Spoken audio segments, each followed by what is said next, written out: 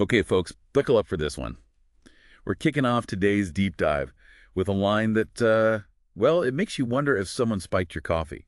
It's a post-traumatic full-body anesthesia with fog, scars, and a clown who turns your emotional butthole inside out. Wow. Yeah. Seriously, who comes up with this stuff? Yeah. But this literary gut punch is actually the start of a pretty wild journey through our inner demons and the incredible power of raw, naked expression. What immediately grabbed me about that is the sheer directness. There's absolutely no sugarcoating anything, is there? It's definitely not aiming for comfort. Not at all. And that clown metaphor just thrown out there, it's Yep. like bait. You just have to know what's behind it. Exactly. And that's our mission today. We're diving into this surprising comparison with the clown. What's it trying to tell us about authentic communication, especially in, a high-pressure cooker like a poetry slam? It sets up that core tension right away, doesn't it? The Yeah. superficial versus the messy truth. Right. And that line that really gets under your skin, right for the one who dies if you don't. Yeah. I mean, talk about raising the stakes. This isn't just casual entertainment we're dissecting. No, definitely not. That tension, the gap between the face we show the world and what's actually churning inside, that's crucial. And framing it as writing for the one who dies, it implies this responsibility. It goes way beyond just getting likes or applause. It's almost life and death, metaphorically speaking, breaking through that total inner isolation. Precisely. Okay, let's jump into the madness. Picture this. Yeah. You walk into your bathroom, and there's a guy, red nose, smelling faintly of a dead mime body odor. Charming. Hopefully just a bad night, right? Makeup smeared like, and I quote, lost dignity. And our narrator, stand there completely naked, banana in one hand, loaded Nerf gun in the other. Wednesday, 3:12 a.m. As you do. And the author just drops this line. That's not how happy relationships start, but it is how all great stories begin. What do you even say to that? That scene is just, it's completely absurd, isn't it? But the absurdity kind of screams for attention. And at the same time, there's this profound sense of disorientation and maybe even despair underneath it all. Yeah, the dead clown, the random objects. It shatters expectations. It does. It opens you up for the real message. And that deadpan comment about great stories starting this way, it signals we're heading somewhere pretty unconventional. Then we get the origin story. This clown, called Roger, or floppy questionable names, let's be honest, first appears when the narrator isn't invited to his own birthday party. Ouch. Mom says, oh, you'll just be sad anyway, and parks him in the basement. While the party's happening upstairs, Floppy's downstairs juggling oranges and childhood trauma. Exclusion trauma. Wow. Juggling oranges and trauma. That's quite an image. Every joke feels like a stab. Every orange a reminder. Yeah. You don't belong. Bam! Inner clown materializes.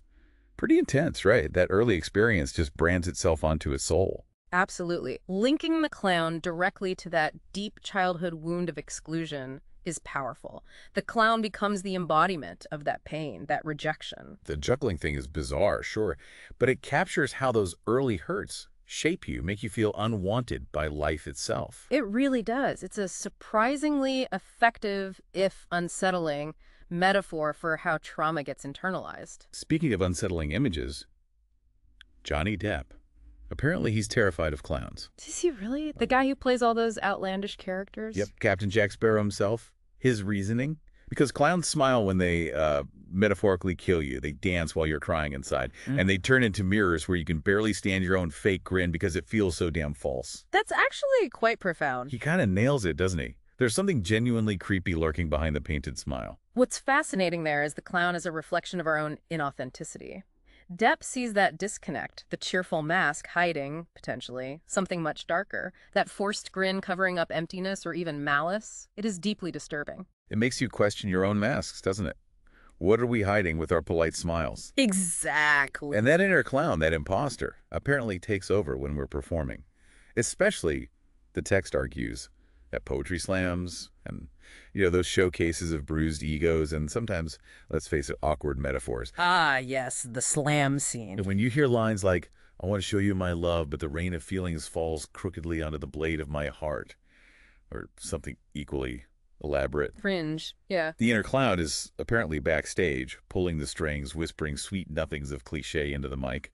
It makes you diluted, sugary, and a applause junkie. Trading likes for love, as the text puts it. Functioning over feeling. Predictable rhymes over genuine risk. You know those poems, right? The ones that sound like a greeting card had a nervous breakdown. Oh, absolutely. That's the inner clown seizing control. It seduces you into playing it safe, into conforming to some imagined ideal to avoid rejection, just to get that little pat on the back, that applause. It's poetry by committee. Lowest common denominator stuff. Exactly. It avoids anything potentially uncomfortable, anything with rough edges. But those edges are often where the real connection happens, right? The clown tells you to smooth everything over, don't show vulnerability. But then, the turning point. A performance. 5 minutes. 3 minutes of, chaos stuff. Then 1 minute of raw truth. And he sees her. Not the judges, not the super fan with the glitter headband. Her. Okay. Second row, third seat. Chewing gum, looking bored. But something flickers in her eyes. Maybe tears. And then the narrator just drops this. I wanted to take my own life yesterday, but I don't have a weapon. Only words. And today, I'm here. Wow. Okay, that's heavy. Dead silence in the room.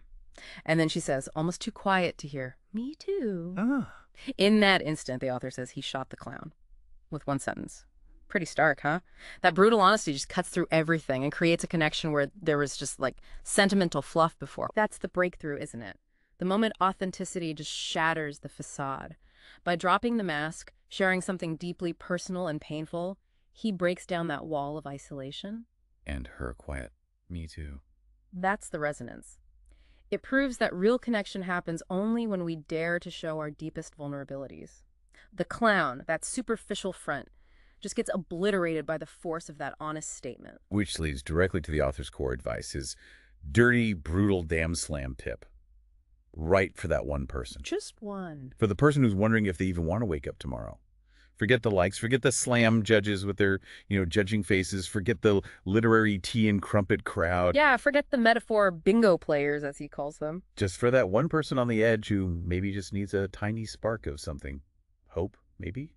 And now, he says, comes the unvarnished truth. That radical focus on the one is really the heart of it. It's about completely reorienting why you're writing in the first place. Moving away from the ego-driven need for external validation. Yeah, get over yourself. Towards this deep, empathetic connection with potentially just one other human being who might be going through hell. That perspective changes everything. It forces you to be honest, relevant, and just. Real. Real. And then he slams us with these examples. The wrong way versus the right way. Wrong. You are the light in the darkness. Yeah. Sounds like a cheap headstone inscription, he says. Oof. Right? You are like a misplaced comma in a suicide note, damn crucial. Okay, that hits differently. Wrong. I love you to the moon and back. Yeah, whatever, Buzz Aldrin. I love you like a dog loves its owner even after you've kicked him and left him in the rain. Wow. That's brutally honest. Wrong. I'm like a butterfly, delicate and free. Nah, mate, you're more like a squashed insect on society's windshield. Own it, right? I'm like your last orgasm. You vaguely remember it, but it never felt truly satisfying. Okay, these are intense. They are. They're a punch to the face, but they stick with you, don't they? Like gum on your shoe. Absolutely. That stark contrast between the worn-out cliches and these raw, unflinching comparisons, it's incredibly effective.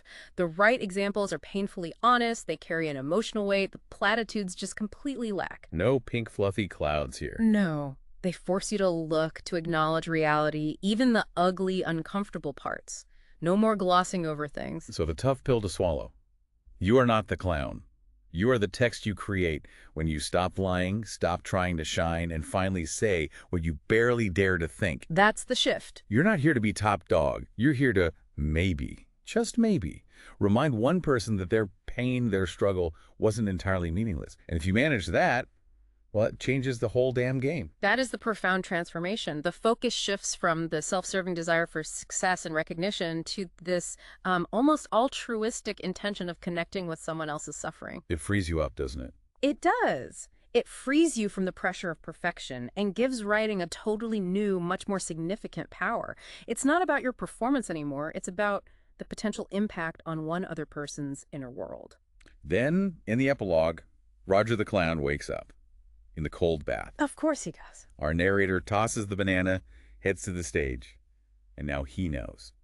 If tonight he can stop just one person from metaphorically drowning themselves, that will be the best damn performance of his life. Nothing else matters. That brings it full circle beautifully, doesn't it? The surreal opening scene suddenly gets this deep meaning through that clear intention. It's about channeling your creative energy for something bigger. The potential emotional rescue of another person. Exactly. It elevates it beyond mere entertainment into something almost existential. And then comes the final uppercut to the clowns out there. Enough with the crappy tutorials on how to rhyme heart with a part. Yeah. What you really need, he says, is a literary baseball bat in book form. A literary baseball bat. Okay. The Poetry Master. No poetry yoga, no slam light for sensitive souls.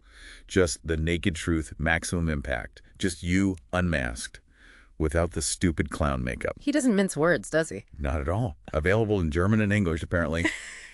Disclaimer. Missing woman, not included in the baggage. You can't have everything right. Guess not. Saves on postage. The choice is stark. Ignore this message, stay the clown. Or read it, and maybe be the tiny difference that helps someone else hold on through the night. No pressure, just, responsibility. Do it for you, for them, for that one person out there falling apart. That concluding appeal is just. It's a passionate plea for radical honesty and the power of unfiltered words.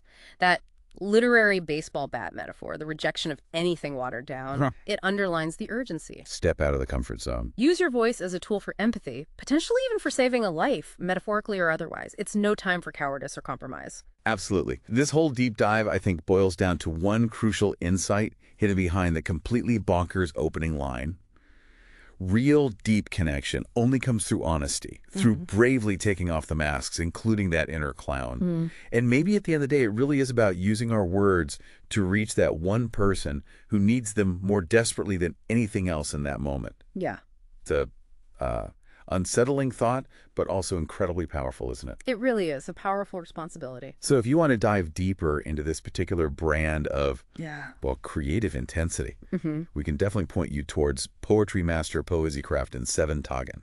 That title has a bit of German flair reflecting the source, but the message is universal. Sounds like a plan to maybe finally give that inner ringmaster the boot. Yeah, it's an invitation, really. Find your voice and use it without fear, without varnish. An invitation to authenticity that could make us all a bit braver. On that note, go out there and have a week full of unmasked, honest moments as the author signs off. Be creative. Stefan.